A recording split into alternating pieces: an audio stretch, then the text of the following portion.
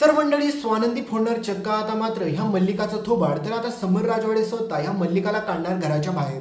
तर नक्की काय घडतं त्याला संपूर्ण अपडेट जाणून घेऊया. त्याच्यामुळे व्हिडिओ शेवटपर्यंत पहा आणि चॅनलवरती नवीन असाल तर चॅनलला सबस्क्राईब करून सोबतचं बेल नोटिफिकेशन ऑन करायला विसरू नका. तर मित्रांनो समर आणि स्वानंदी फायनली आता मल्लिकाची घरातून बाहेर हकलपट्टी करणार आहेत. पण दुसरीकडे मित्रांनो ही मल्लिका आतापर्यंत हिने केलेल्या पापाचा घडा आता भरत आलेला असतो. म्हणजेच तुम्हाला माहितीच आहे की या मल्लिकाने आतापर्यंत समरच्या आईबाबांना आणि सोबतच मात्र स्वानंदीला देखील किती त्रास दिलाय हे तुम्ही पाहिलंच असेल. आणि समरच्या आईबाबांना मारण्याच्या पाठीमागे देखील ह्या मल्लिकाचाच हात असतो. पण हा भूतकाळ अजून उघडकीस आलेला नाहीये. तर आता सगळ्यात भयंकर गोष्ट पुढे अशी घडते की चिंगीच्या पोटातील बाळ मारण्यासाठी ही मल्लिका वाटेल ते प्रयत्न करताना तुम्ही पुढे पाहाचाल आणि एवढे भयंकर प्लॅन करते की काही सांगायलाच नको. आणि चिंगी देखील मात्र आता अंशुमनच्या प्रेमाला परत एकदा भाळलेली आहे आणि त्या ठिकाणी अंशुमनने चिंगीचा परत एकदा विश्वासघात केलेला आहे. म्हणजेच तुम्ही पाहिलंच असेल की चिंगीने आता समरला कॉल करून सांगितलेलं असतं की तिला अंशुमनसोबत लग्न करायची गरज नाहीये आणि अंशुमनने सांगितलेली असते की ह्या बाळाची जबाबदारी तो घेईल म्हणून. पण मित्रांनो अंशुमनच्या डोक्यात वेगळाच प्लॅनिंग असतो की एकदा का हे लग्न चिंगीसोबत नाही झालं माझं त्याच्यानंतर ह्या चिंगीचा काटा मी योग्यरित्या काढतो आणि त्या बाळालाही संपवून टाकतो. म्हणजेच मित्रांनो आपल्या स्वानंदीने एवढं ह्या चिंगीला समजावून सांगितलं की त्या अंशुमनपासून लांब राहा. तो अंशुमन चांगला माणूस नाही पण तरी देखील मात्र ह्या चिंगीला काय अक्कल नाही हे आपल्याला चांगलंच दिसून आलेलं आहे. म्हणजेच ही चिंगी तरी पण त्या अंशुमनच्या पाशीच जाते. त्या अंशुमन जो काही सांगतो तेच सगळं काही ऐकते आणि त्याच्यानंतर ह्या बिचाऱ्या स्वानंदीला आपल्या त्रास होतोय आणि स्वानंदी सगळ्यांसमोर नजरेमध्ये जाते आणि त्याच्यामुळे ही लोक आता स्वानंदीच्या जीवावरती उठणार आहेत हे तुम्हाला पुढे पाहायलाच भेटेल. तर दुसरीकडे मात्र आता डॉक्टरांकडे ज्यावेळेस चिंगीला घेऊन जाते स्वानंदी त्यावेळेस मात्र डॉक्टर म्हणतात की हिची नीट काळजी घेणं गरजेचं आहे. कारण की जर हिने काही असं उलट्या सुलट्या गोष्टी खाल्ल्या तर खूप मोठा प्रॉब्लेम होऊ शकतो. बाळाच्या जीवाला धोका निर्माण होऊ शकतो. त्यावेळेस मात्र आता स्वानंदी देखील म्हणते की नाही नाही डॉक्टर मी इथून पुढे काळजी घेईल. पण आता मित्रांनो कहाणीत मोठा ट्विस्ट येतो. कारण की तुम्हाला माहितीच आहे की स्वानंदीने एकदा चिंगीला वाचवलेलं असतं मल्लिकाच्या त्या मसाला दुधापासून. पण इथून पुढे तर स्वानंदीसारखं नाही ना वाचू शकत. आणि ही चिंगी आता परत एकदा तुम्हाला माहितीच आहे की अंशुमनच्या प्रेमाला भाळते आणि त्याच्यानंतर ही मल्लिका वाटच पाहून असते की कधी मी त्या चिंगीच्या पोटातलं बाळ संपवते. म्हणजेच तसंच सेम टू सेम मल्लिका करायला पुढे जाताना तुम्ही पुढे पाहचाल. म्हणजेच आता मल्लिका म्हणते की एक डाव माझ्या हातून गेला म्हणून काय झालं पण पुढचा डाव तर माझ्याच हातामध्ये आहे ना. त्याच्यामुळे मल्लिका म्हणते की मी त्या चिंगीला सोडू शकत नाहीये. तसली मोलकरीण माझ्या या घरामध्ये सून म्हणून कधीच मी आणू शकत नाही हे मात्र मल्लिकाने ठरवलेलंच असतं. आणि माझ्या अंशूसोबत तर तिचं लग्न मी मुळात पण लावून देणार नाहीये. तर आता पुढे समर राजवाड्यांची एंट्री होताच मात्र आता सगळेजण घाबरलेले असतात. म्हणजेच तुम्हाला माहितीच आहे की मल्लिकाला वाटतं की नेमका समरने काय निर्णय घेतला हे माहीत नाहीये. कारण की समरने काय ठरवलं असेल तरी तो आपल्याला सांगणार नाही. कारण की तो सगळ्यात अगोदर तिच्या बायकोला सांगू शकतो. आणि तसंच मात्र समर स्वानंदी मॅडमला विचारतो की चिंगीची तब्येत कशी आहे आता. आणि त्यावेळेस मात्र आता चिंगी बाबतीत काय निर्णय घ्यायचा समर आणि स्वानंदी दोघेजण मिळून ठरवतात. पण आता तुम्हाला माहितीच आहे की अंशुमानने सांगितलेलं असतं की पूर्णपणे तो चिंगीसोबत लग्न करण्यासाठी त्याने विरोध केलेला असतो आणि नकार दिलेला असतो.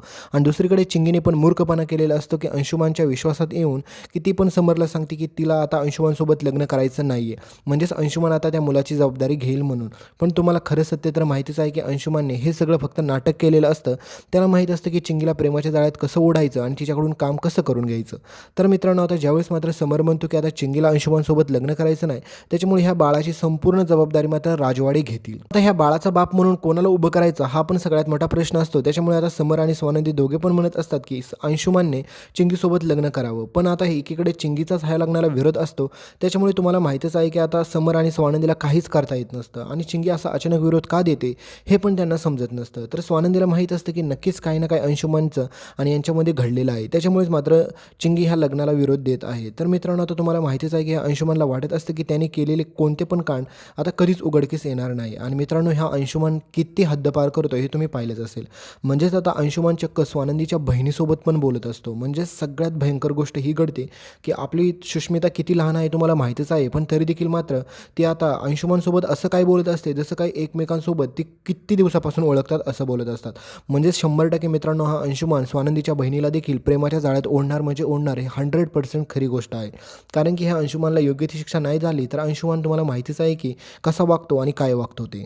तर आता मल्लिकाने आत्तापर्यंत चिंगीचं बाळ संपवण्याचा खूप वेळा प्रयत्न केला होता. स्वानंदीमुळे खूप वेळा वाचले पण आता इथून पुढे सारखी स्वानंदी वाचू शकत नसते. कारण की आता हा मूर्खपणा चिंगीने स्वतःनेच केलेला असतो. कारण की चिंगीला असं वाटतं की अंशुमान पुढे जाऊन खरंच ह्या बाळाची जबाबदारी घेईल आणि ह्या बाळाला सांभाळेल. पण तुम्हाला माहितीच आहे की हा अंशुमान किती आतल्या गाठीचा आहे. कारण की हा कधी देखील मात्र तसं करणारच नाही आहे. तर दुसरीकडे अर्पिता आणि सोबतच मात्र मल्लिका दोघेजण देखील तयार असतात की चिंगीचं बाळ संपवायला.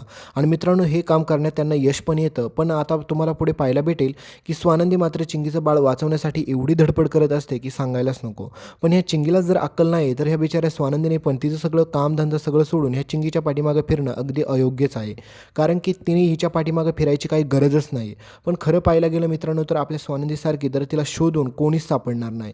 पण तरी देखील मात्र ह्या चिंगीला काय झाले काय कळाना. स्वानंदीने एवढं समजावून सांगितलं की त्या अंशुमनपासून, मल्लिकापासून आणि अर्पितापासून लांब राहा. पण ह्या चिंगीला काडीची अक्कल नाही हे प्रूव्ह झालेलंच आहे. तर आता पुढे तुम्हाला सगळ्यात भयंकर गोष्ट अशी पाहायला भेटेल की आता तुम्हाला माहितीच आहे की एकीकडे आपली मंदाकिनी आणि सोबतच मात्र आपली अधिरा ह्या दोघींमध्ये भांडण तर सारखंच होत असतं. पण आता ह्या भांडणाचा सगळ्यात मोठा तडा जातो तो म्हणजे सगळ्यात पशी सुष्मितापाशी. कारण की तुम्हाला माहितीच आहे की आता अधिराचा भाऊ चांगला नाही हे सारखं मंदाकिनी मात्र सुष्मिताला सांगत असते. पण सुष्मिता म्हणत असते की अगं आई तो असा विचार नको ना करू. कारण की ती लोकं खरंच चांगली आहेत. त्या कारण की एका साईडने विचार केला की असं सगळं होऊ शकतो.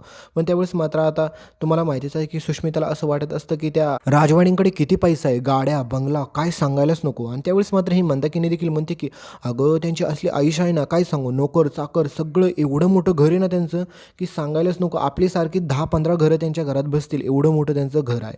त्याच्यामुळे त्यांच्या घरामध्ये खूप रॉयल लाईफ आहे. पण आपल्या स्वानंदीला त्या सगळ्या गोष्टीचा काय आनंदच पडलेला नाही. तिला नको त्या असल्या गोष्टी करायच्या असतात. पण हे सगळं ऐकल्याच्या नंतर आता मात्र सुष्मिताच्या मनात येतं की आता जर खरंच तिचं लग्न जर तुम्हाला माहितीच आहे की त्या महामूर्ख म्हणजे महाबालिश अंशुमनसोबत झालं तर किती बरं होईल असं सुष्मिताला वाटत असतं. म्हणजेच ह्या सुष्मिताला अजून अक्कल आलेली नाही की आत्ताच हा अंशुमन किती मोठं कांड करून बसलेला आहे आणि दुसरीकडे मात्र आता तिला ह्याच्यासोबत लग्न करायचं आहे. म्हणजेच तुम्ही स्वप्नात पण विचार करू शकत नाही. तर दुसरीकडे आता मात्र आपला समर राजवाडे ह्या मल्लिकाची हक्कलपट्टी कशी करतो हा सगळ्यात इंटरेस्टिंग ट्विस्ट ठरणार आहे.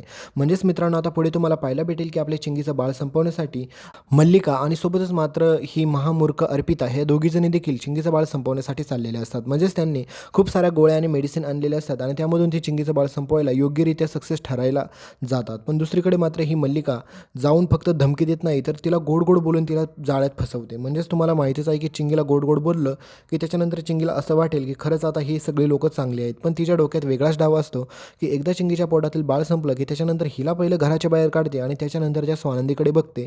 हा सगळा काय डाव मात्र मल्लिकाने ठरवलेला असतो. पण हिच्या पापाचा घडा आता मित्रांनो पुढे भरणार आहे.